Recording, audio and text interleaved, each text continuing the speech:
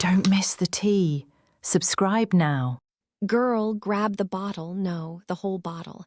You are going to need it. And don't give me that look like, oh, what did you do now? Because honestly, I don't even know if I'm the villain in this story or just the accidental prophet of doom. But I need to vent this out because it has been haunting me for a year. So rewind to last year. You remember that girls' trip I went on to that beach cabin?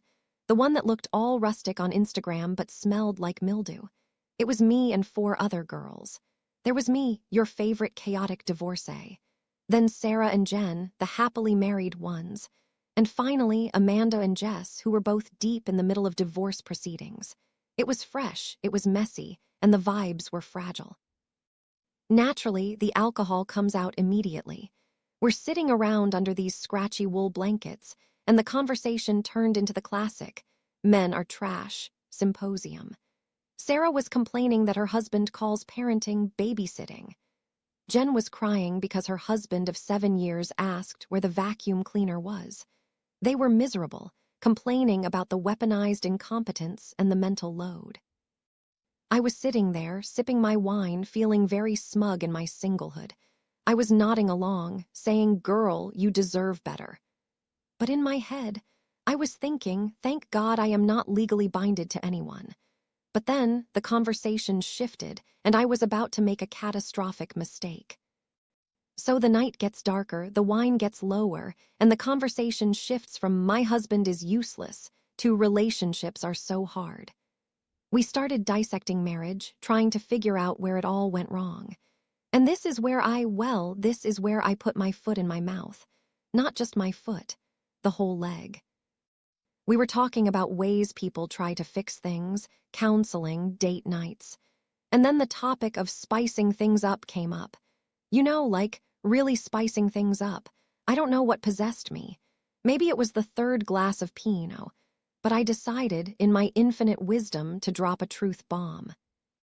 I leaned forward in my oversized hoodie, and I said, loud and clear, "Listen, I'm just going to say it. Whenever a couple tells me they are opening their marriage, I immediately start counting down to the divorce announcement. I have never been wrong yet." I didn't stop there. I continued. It's just such a cliché. People think their marriage is boring, so they try to outsource the intimacy. They think adding a 3rd person is going to fix the fact that they can't communicate. It's the final nail in the coffin. It's basically a soft launch for a divorce. I sat back, feeling very pleased with my sociological observation. I thought I had just dropped some serious wisdom. I expected snaps. I expected "Yas, queen." Instead, silence. The silence in the room was a vacuum. I looked around the circle. Sarah and Jen were looking at their laps, but then I looked at Amanda and Jess, the 2 friends who were currently in the middle of divorces. They were staring at me with a look of pure, unadulterated humiliation. And then, like a lightning bolt hitting me right in the frontal lobe, the memory unlocked. Last summer. My stomach dropped through the floor. I remembered Amanda telling me at a cafe, "We've decided to open the marriage. We want to explore." And then I remembered a text from Jess saying she and her partner were exploring polyamory to keep the spark alive. I had literally just sat there and told 2 of my friends, who were currently grieving the end of their marriages, that their specific attempt to save their relationships was a cliché, a joke, and a guaranteed failure. I basically told them, "I knew you guys were doomed the second you tried that dumb idea." The silence stretched on for a geological era. I wanted to vaporize. I wanted a sinkhole to open up under the cabin and swallow me whole. Finally, Amanda cleared her throat. It sounded like a gunshot.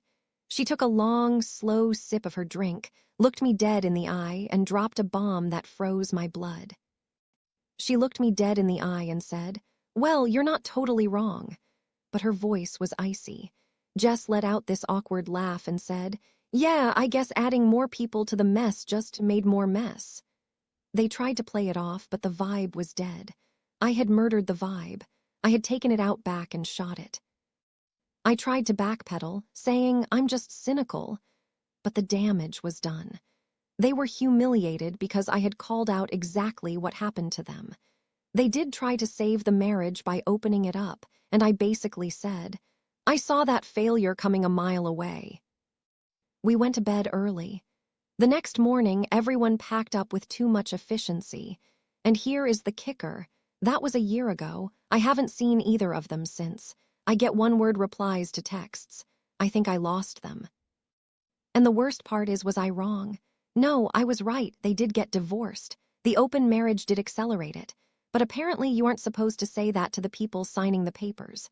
You're supposed to say, "You were so brave." Not, "That's the kiss of death, you idiots." So now, whenever I see a post about open relationships, I scream into a pillow, but I keep my mouth shut. I am a monster, but a correct monster.